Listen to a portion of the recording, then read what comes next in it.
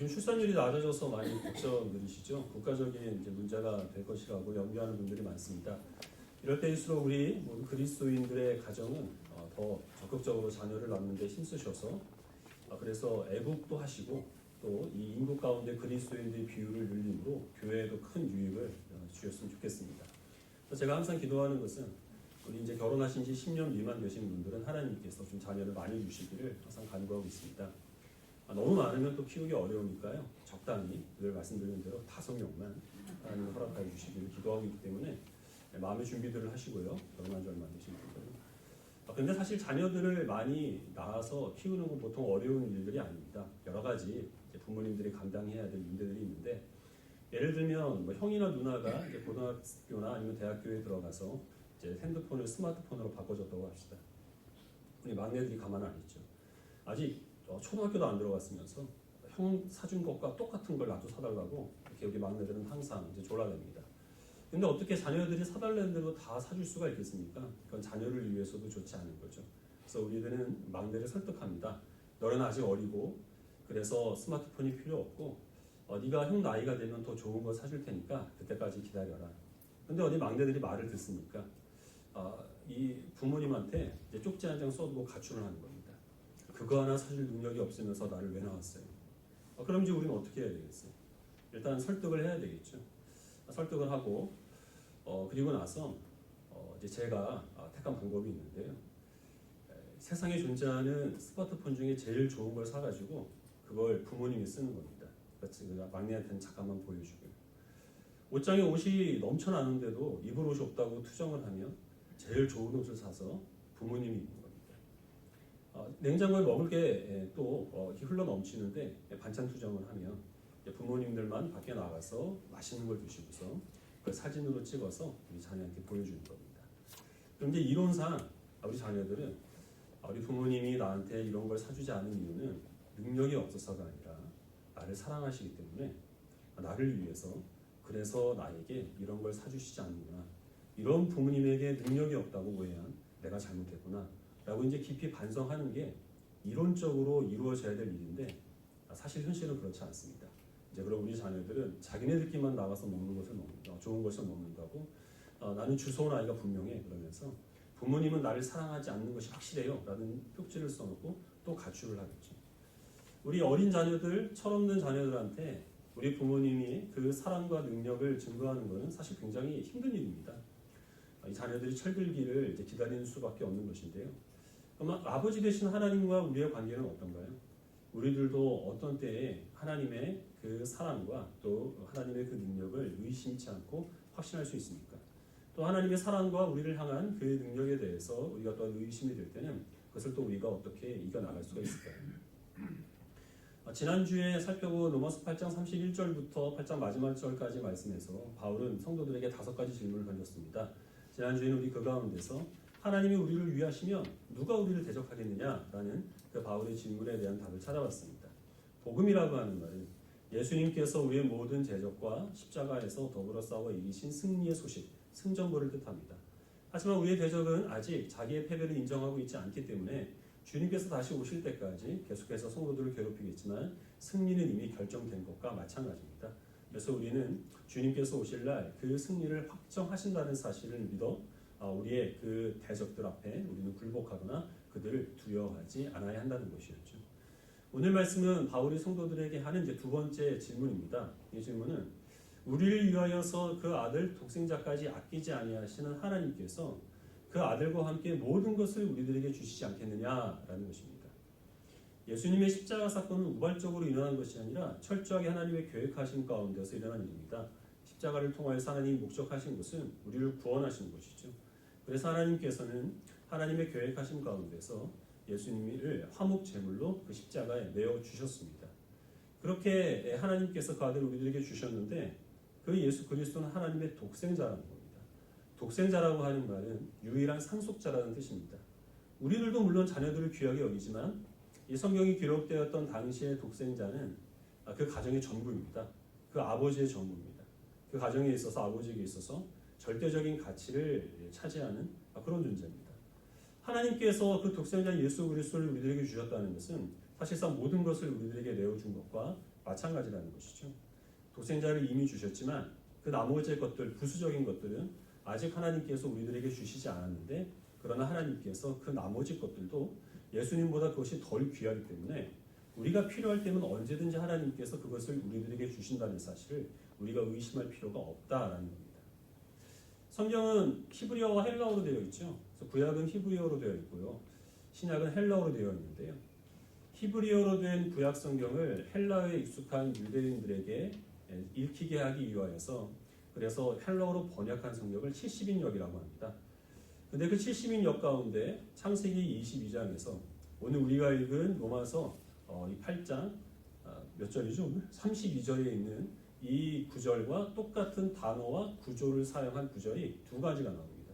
우리 창세기 22장 말씀을 같이 보겠습니다.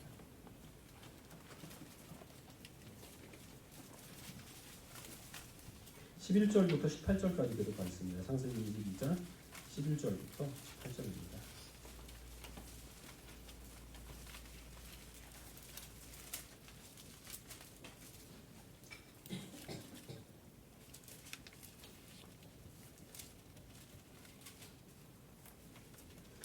(22장 11절을) 제가 먼저 읽겠습니다.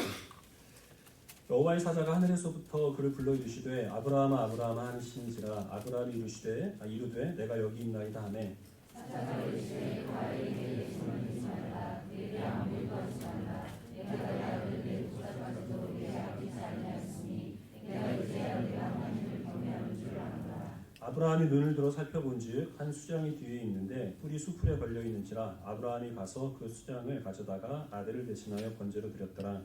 아브라함이 그 땅 이름을 여호와이라 하였으므로 오늘날까지 사람들이 이르기를 여호와의 산에서 준비되라. 여호와의 사자가 하늘에서부터 두 번째 아브라함을 불러 이르시되 여호와께서 이르시기를 내가 나를 먼저 맹세하노니 내가 이것을 행하여 내 아들을 독자로 아끼지 아니하였으니 내가 내게 큰 복을 주고 내 씨가 크게 번성하여 하늘의 별과 같고 바닷가의 모래와 같게 하리니 내 씨가 그 대적의 성문을 차지하리라. 또 내 씨로 말미암아 천하 만민이 복을 받으리니 이는 내가 나의 말을 준행하였습니다 하셨다 하니라. 아브라함이 100세가 되었을 때 참 어렵게 불가능한 상황 가운데서 아들 이삭을 얻습니다.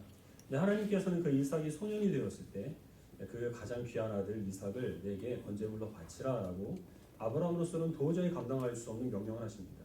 근데 아브라함은 놀랍게 그 명령에 순종하죠. 즉각적으로 이삭과 함께 모리아 산으로 가서 장작을 쌓아 놓습니다. 그 위에 이삭을 올리고 칼을 들어서 잡으려고 했는데 그때 천사가 아브라함을 말립니다. 아브라함아, 내가 하는 일을 속히 멈춰라. 내가 내 아들 내 독자를 아끼지 아니하였은즉 내가 이제야 너를 경외하는 줄 알겠다라는 하나님의 말씀을 전합니다. 근데 바로 여기에서 내가 내 아들 독자를 아끼지 아니하였다라는 이 구절이 로마서 8장 32절 그래서 하나님께서 그 아들을 우리들에게 아끼지 않고 주셨다라는 말씀과 같은 단어, 같은 구조로 되어 있습니다. 그리고 이제 그 뒤에 다시 이제 천사가 아브라함을 두 번째 불러서 내가 내 독자, 내 아들을 아끼지 아니하였은즉 내가 너에게 복을 주고 내 후손이 별처럼 모래처럼 번성하게 될 것이고 그 후손이 복의 근원이 되어서 그 손으로 말미암아 내가 천하 만민에게 복을 끼치리라라는 이 축복까지 허락해 주시는데요. 이때 여기도 마찬가지로 로마서 8장 32절에서 사용된 단어와 구조가 동일하게 사용되어 있습니다. 내 아들 내 독자를 아끼지 아니하였다라는 겁니다. 그 바울이 창세기를 읽을 때는 70인역으로 읽었기 때문에 그가 로마서 8장 32절을 쓸 때는 분명히 이 창세기 22장의 12절과 16절 말씀을 염두에 두고 그 말씀을 이제 기록을 했을 겁니다. 그러니까 창세기 22장을 읽을 때는 가장 우선적으로 받아들이는 교훈이 있습니다. 아브라함을 본받자라는 것이죠. 그래서 우리도 아브라함처럼 하나님의 명령에 즉각적으로 순종하고 헌신해야 한다. 그렇게 할 때 하나님께서 우리들에게 복을 주신다는 겁니다. 이 아브라함은 이미 믿음으로 의롭게 되었지만 그러나 행함이 없는 믿음은 그 자체가 죽은 것이죠. 그래서 아브라함은 하나님께서 그를 의롭게 여기실 만한 믿음이 있다는 것을 그 아들 이삭을 바치라라는 명이 내려졌을 때 즉각적으로 순종을 했고 하나님께서는 그의 그 헌신을 귀하게 받아주셨고 그에게 복을 주셨고 또한 그를 축복의 통로로 삼아주신 겁니다. 그와 마찬가지로 우리들도 믿음으로 구원을 받았습니다. 그러나 우리의 믿음은 말만 가지고는 헛된 것입니다. 우리의 믿음이 과연 군에 이를 만큼 진실된 것인가 라는 것은 이런 가장 귀한 것을 요구하시는 하나님의 말씀에 우리가 순종을 할 때 입증되는 것이죠. 그리고 그때 하나님께서는 우리들에게 복을 주시고 아브라함 같은 복의 근원으로 삼아 주신다라는 것으로 이제 설교가 끝나고 그 다음에 찬송가를 부릅니다. 327장인데요. 거기 1절을 보면 주의 제단 앞에 내가 모든 것을 바치기 전에 복을 받을 줄로 생각도 하지 말아라. 이런 가사가 있습니다. 우리 교회에서는 제 기억엔 한 번도 불러보지 않은 것 같은데 이게 이제 익숙한 예배의 흐름이죠. 그런데 사도 바울이 로마서 8장 말씀을 이 창세기 21장 말씀을 염두에 두고 기록했다라는 것을 우리가 생각하고 이 구절을 읽으면 조금은 다르게 읽힙니다. 헌신을 통하여서 사랑을 입증해야 될 책임이 우리에게 있는 게 아니라 하나님께 있었다는 겁니다. 사도 바울은 지금 여기에서 자기 아들을 바친 그 아브라함을 우리 그리스도인들이 아니고 하나님과 동일시하고 있다는 것이죠. 하나님께서 가장 귀한 아들을 우리들에게 내어주심으로 하나님이 우리를 얼마나 사랑하시는가라는 것들을 우리들에게 입증해 보이셨다는 겁니다. 물론 우리들은 아브라함의 이 헌신과 순종을 본받아야 합니다. 그러나 그것이 먼저가 아니라는 것이죠. 오늘 이 성경에서 증거하고 있는 것은 이 아브라함과 그리고 또 이 하나님께서 같은 그런 선상에서 놓고 지금 바울이 동일시하고 있는데 차이점이 두 가지가 있습니다. 첫 번째로 아브라함은 하나님께서 내 아들을 바쳐라라고 명령을 했을 때 그때 아브라함은 수동적으로 그 아들을 바쳤지만 하나님께서는 우리가 하나님께 그 아들을 요구하지 않았는데도 불구하고 하나님이 먼저 우리를 위하여서 그 아들을 화목제물로 주시는 것입니다. 두 번째로는 아브라함은 이삭을 죽이려고만 했지 실제로 죽이지 않습니다. 그러나 하나님께서는 실제로 십자가에서 그 아들을 우리를 위하여서 죽이셨다는 겁니다. 이것이 의미하는 바는 아브라함이 가장 귀한 아들을 하나님께 드리는 그 헌신과 그 헌신을 통해서 입증한 하나님을 경외함보다 하나님께서 우리를 위하여서 주신 그 예수 그리스도로 말미암아 부어지는 은혜와 그로부터 입증되는 하나님의 사랑이 훨씬 더 강력하고 크고 깊다는 것을 우리들에게 말씀하고 있습니다. 우리는 물론 아브라함을 본받아서 하나님께서 말씀하시는 것에 적극적으로 순종해야 하겠지만 그러나 그것이 먼저가 아닙니다. 하나님께서는 먼저 우리들에게 무엇인가를 주시지 않는 한 우리들에게 무엇인가를 요구하시는 법이 없다는 사실을 우리는 기억할 필요가 있습니다. 그래서 우리들은 그 아들까지 우리를 위하여 아낌없이 허락하여 주신 하나님께서 지금 나를 위하여 모든 것들을 채워주셨고 그리고 또 그 하나님의 사랑과 은혜를 알고 감사할 때 하나님께서 내게 무엇인가를 요구하시면 그때 비로소 우리는 하나님의 그 요구에 순종할 수 있는 믿음이 생긴다는 사실을 우리는 항상 잊지 않아야 하는 겁니다. 우리 데살로니가 전서 5장 16절부터 18절까지의 말씀을 같이 읽겠습니다. 데살로니가 전서 5장 16절부터 18절까지 말씀을 같이 읽겠습니다.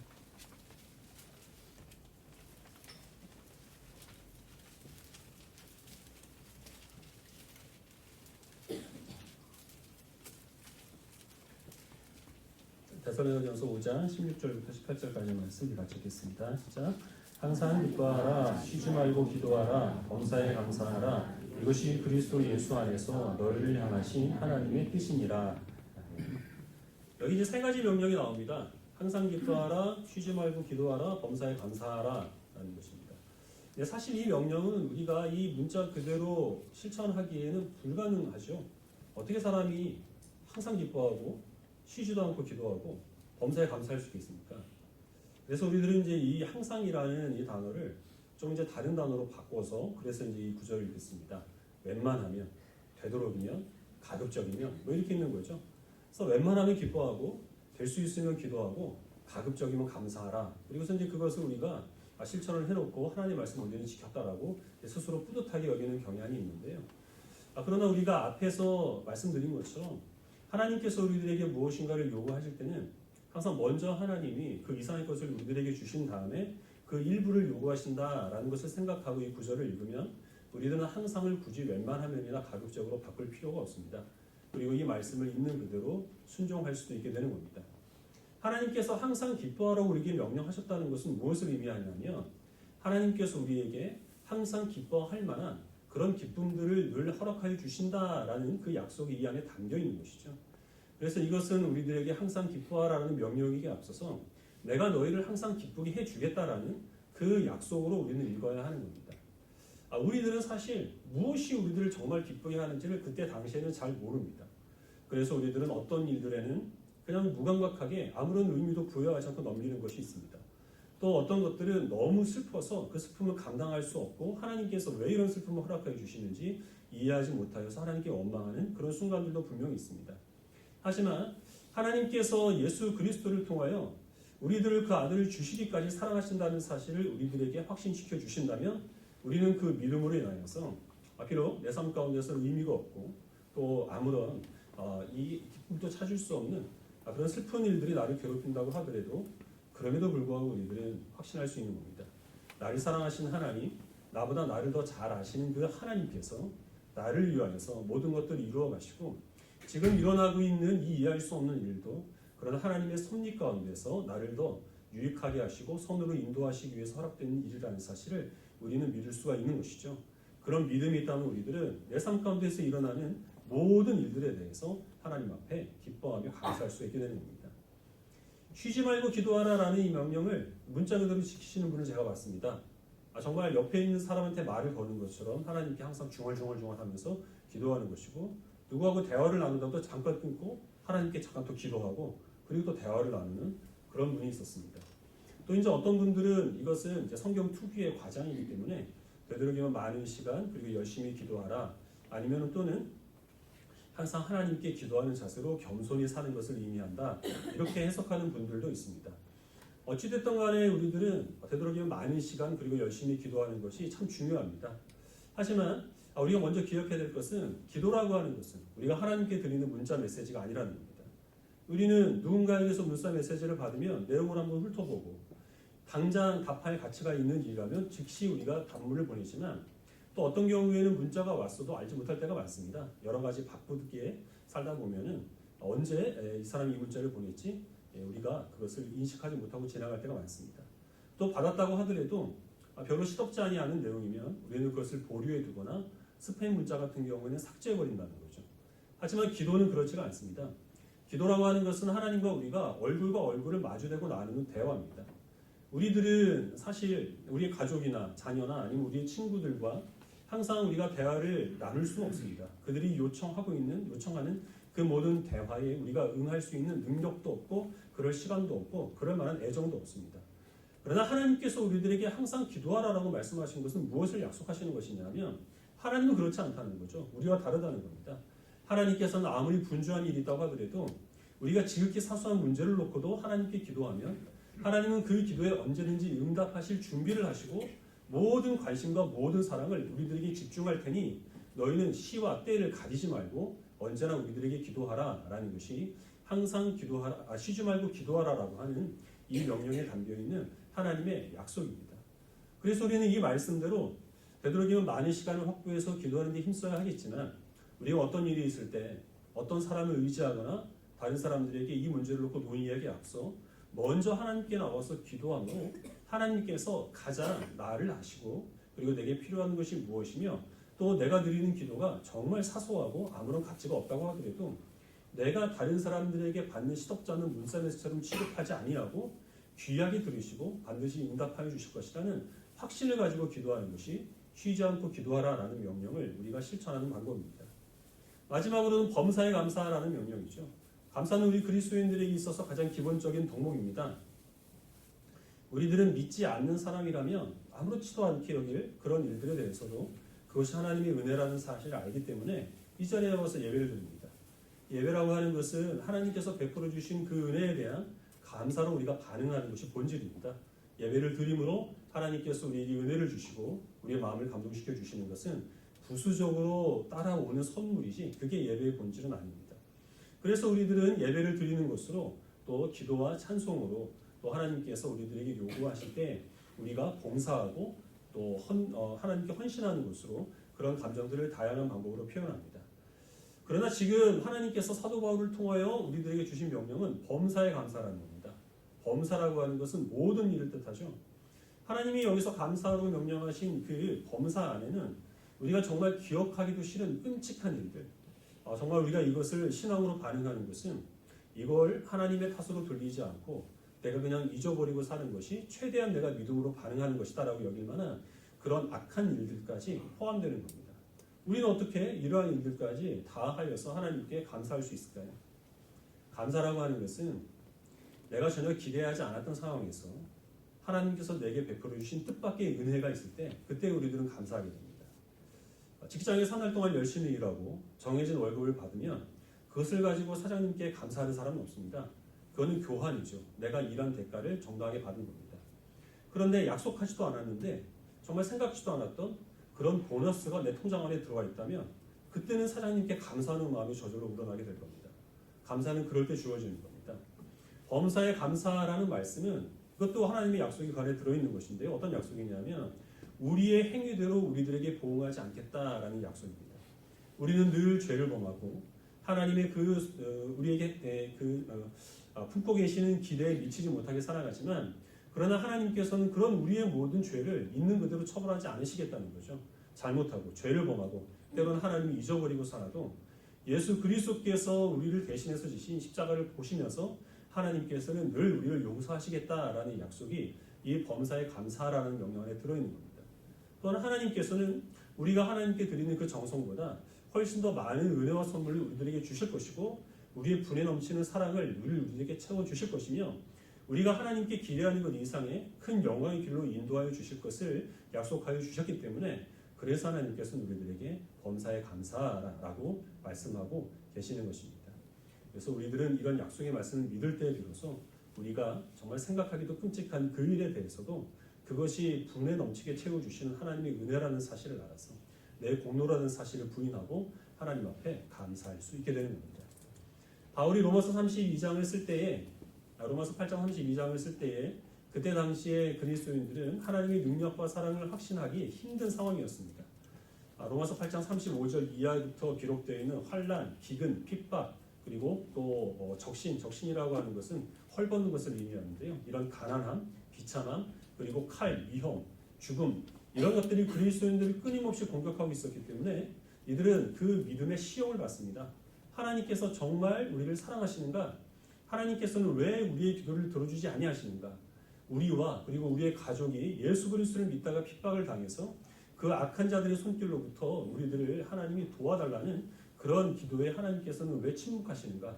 하나님께서 정말 우리를 사랑하시는가? 우리를 구원하실 만한 혹시 능력이 없는 것은 아닌가? 우리가 믿는 예수 그리스도가 사실은 하나님의 아들이 아닌 것이 아닌가? 하나님께서 계시지 않는 것은 아닌가 하는 이런 의심에 끊임없이 시달렸던 겁니다. 그때 사도 바울은 그 성도들에게 그리스도의 십자가를 바라보라고 권면을 합니다. 그 십자가가 가장 귀한 하나님의 아들을 우리를 위하여서 아낌없이 허락하여 주신 하나님의 사랑의 증거라면 하나님께서 그 외 다른 것들도 우리들에게 충분히 채워주실 것을 우리가 확신할 수 있지 않느냐라는 것이죠. 그 믿음을 가지고 이 어려운 현실을 이겨내라는 것입니다. 그런데 왜 하나님께서는 그 사랑과 능력을 가지고서도 그 성도들의 그 부르짖음에 있는 그대로 즉각 응답하지 않으실까요?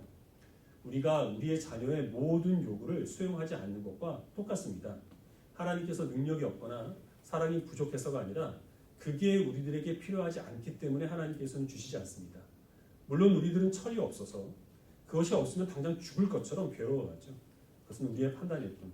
나보다 나를 더 잘 아시고 나보다 나를 더 사랑하시는 하나님의 판단에 의하면 그게 나에게 있는 것보다는 없는 게 우리에게 훨씬 더 선하고 유익하기 때문에 그래서 잠깐 그것을 하나님께서 보류해 두시는 것뿐 하나님께서 사랑하지 않거나 능력이 없으셔서 그것을 우리들에게 허락해 주신 것은 아니라는 겁니다. 성숙한 그리스도인이 철이 든다는 것은 그런 하나님의 마음을 헤아리는 것입니다. 그래서 우리의 현실이 내 뜻대로 돌아가지 않고 내가 원하는 것이 그때그때마다 주어지지 않고 하나님의 살아계심과 나를 통해서 역사하심에 대한 그런 어떤 증거가 보이지 않을 때 바로 그때도 우리들은 십자가에 우리의 시선을 고정해야 합니다. 거기에서 하나님께서 우리에게 보여주신 하나님의 사랑의 증거가 우리를 하나님의 그 능력으로 인도하여 주신다는 사실을 우리가 기억하고 현실적인 어려움에도 불구하고 항상 기뻐하고 쉬지 않고 기도하며 범사에 감사하는 것으로 하나님께 영광을 돌리는 것이 하나님께서 우리들에게 요구하시는 믿음의 수준이라는 사실을 기억하시기 바랍니다.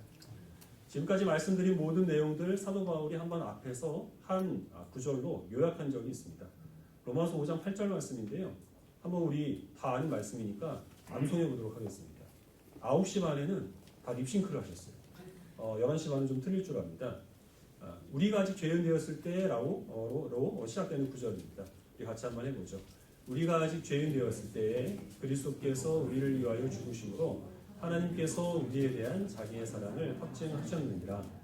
예, 조금 한 박자 늦습니다, 여러분들. 우리가 하나님의 사랑을 받고 있고 또 능력 많은 하나님께서 우리를 인도하시는 증거는 세상 모든 일들이 내 뜻대로 흘러가는 것으로 통하여서 우리가 그것을 확신할 수 있는 것이 아닙니다.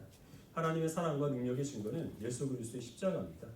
만약에 우리의 삶 속에서 하나님께서 나를 사랑하시는가, 내가 믿는 하나님이 능력 있는 하나님인가 하는 이 사실에 대해서 우리가 의심을 품는다면 그 이유는 십자가에서 보이신 하나님의 사랑을 모르고 있거나 예전은 알고 있었지만 지금은 여러 가지 어려운 일들 때문에 잠깐 잊었기 때문입니다.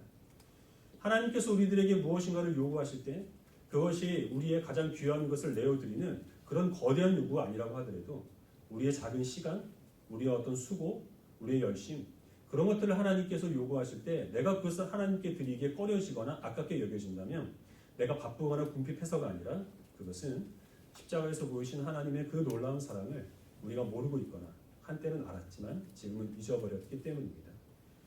이제 돌아오는 주일은 우리가 추수감사주일로 하나님께 예배를 드리게 됩니다. 매년 돌아오는 절기이고 매주 드리는 예배이긴 하지만 우리가 형식적으로 의무적으로 나와서 예배하지 않게 되기를 바랍니다. 한 주간 동안 하나님께서 내게 베풀어 주신 은혜가 무엇이고 내가 어떻게 해야 그 은혜를 하나님께 감사로 표현할 수 있을지 깊이 생각하시면서 한 주간을 보내시길 바랍니다. 무엇보다 하나님께서 우리에게 주신 그 은혜의 근원은 예수 그리스도의 십자가라는 사실을 기억하시고 그 십자가를 더욱더 깊이 묵상하시는 경건한 한 주로 하나님 앞에 온전하게 서시면서 이 주일 추수감사주일 예배를 준비하시기를 바랍니다. 우리들 삶 속에서 여러 가지 어려움이 있다고 하더라도 그리스도의 십자가에서 보이신 놀라운 사랑으로 하나님께서는 항상 우리를 인도하신다는 사실을 기억하시고 그런 힘든 상황들을 이겨내시는 성도들이 되시기를 바랍니다. 또한 하나님께서 우리를 무엇인가 요구하실 때 그 하나님께서 우리에게 요구하시는 것은 먼저 하나님께서 우리들에게 베푸신 바 된 은혜의 선물 가운데서 지극히 작은 일부를 요구하신다는 사실을 기억하시고 아낌없이 그리고 주저함 없이 하나님의 그 부르심에 즉각적으로 순종할 수 있는 복된 주의 백성들이 되시기를 주의 이름으로 축원합니다. 기도하겠습니다.